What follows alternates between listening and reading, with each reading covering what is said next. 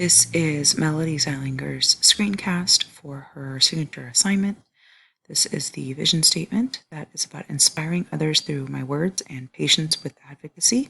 It's the journey to being a special education administrator. In the second lesson,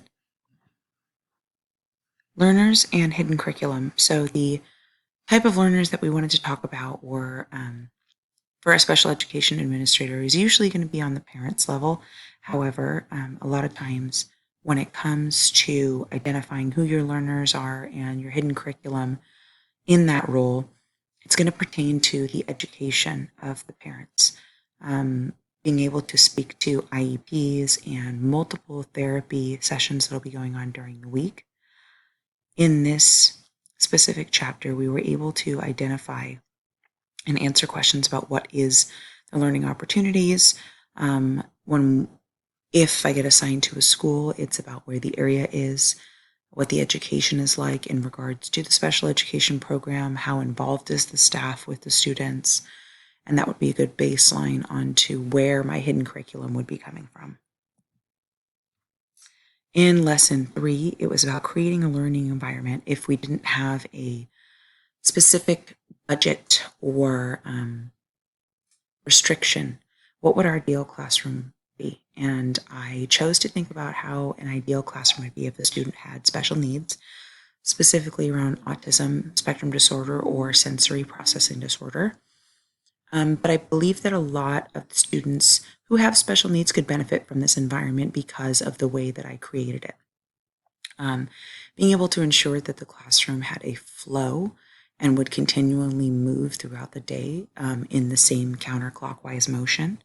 That once a student walked in the door, they were able to do their check-ins, their cubbies, their coats, their hangers, starting off the day with a reading circle and reviewing spelling from the previous day. And then moving on to something more difficult, the math section, having half circle tables in order for everybody to pay attention to the whiteboard. That also helps to restrict things that might be overwhelming when it comes to environment behind the teacher as things are being taught. I also, if you look at the top right key, located different spots where sensory spaces could be utilized. So if a student was having difficulty in the first section at the reading circle for spelling review and needed a moment, they would have a space for weighted vests, kick bands, different types of sensory regulation tactics. Continuing the flow past the math station, we have a whole sensory corner, more heavy sensory, items they could use there. So it would be a whole corner dedicated to maybe more bigger and bulkier items that would help with sensory regulation. Instead of having those sprinkled all over the classroom, one specific corner if a student really needs heavy sensory regulation. Continuing with the flow, the idea would be that we would go to lunch after that point, bring the kids back and dive into more science or history, depending on what the class dictates for the day. Moving over to group time, which would be specific subjects that we would want to cover, whether it's doing something with arts and crafts, music, more fun towards the end of the day, because by the end of the day, most students are tired, especially when it comes to being after lunch, and being able to wake them up, do a little bit of review for the rest of the day when a little bit more of the information was absorbed. And then finishing up at the very end in the center of the room, doing a wrap up and circle time, and making sure that all of this flow happens before a student can exit. So there isn't ever a question. It's routine, it's familiar, and it feels comfortable for these students to flow. In lesson 4, we talked about our age gap and our cultural bias. This is one of the sections that I found super interesting because I grew up in a very, I would say, privileged area. And as a younger child, I didn't really see any type of cultural bias or achievement gap until I got old enough to observe what was happening around me. And being able to identify our own intrinsic unconscious bias in a learning environment is going to help to grow us as teachers, administrators, educators, identifying that we have those biases and being open and honest about those conversations and how it's affecting our school systems, especially in special education. In lesson 5, we entertained the idea that culture as a disability.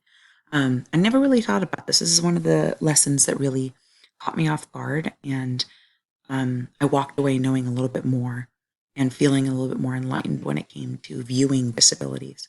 Um, Thinking about how the culture that you were raised in is really a hindrance to where you are, depending on stereotypes, culture norms, things that tend to go against the grain when it comes to new age education or even, you know, policies that happen, and how that can be a disability to a child learning because of the fact that it sets such a set of rules and doesn't get them to open up a little bit more. In lesson 6, we talked about pop culture and rituals and how weaving pop culture into um, all of our lessons really helps to absorb and retain more information, especially nowadays when it comes to so many mediums out there: TikTok, YouTube, Instagram, Facebook. Um, Children and adults have access to a wide range of information that's on the internet or even in front of them on the TV.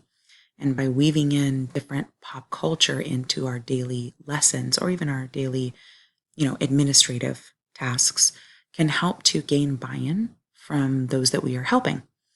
Also, same with the ritual, ensuring that if I get that job as a social education administrator, that I stick to the same routine pretty much every day, because having that type of routine is a sense of control, not only for the administrator, but also for the student. They feel that they can always count on me being at the office at a specific time, just in case they need something. That is very comforting to those students to know that they have me almost as a security blanket, which is great. And the last lesson we covered was about culturally responsive teaching. So this, I feel, is more apparent than anything else nowadays. And I made it I highlighted it deeply in my paper that with all of the social justice and everything that has been happening in recent years, no matter what age we're speaking to, they see it and they know what's happening. They can feel the tension. And it's our responsibility as educators to put that in our lesson plans in a way that feels comfortable for these kids and promotes a non-judgmental environment to ask questions and to continually learn about themselves and learn about the environment that they're growing up in. And that's the end of my presentation. Thank you so much for everything this semester, and I hope that I continue to take these lessons forward. Thank you.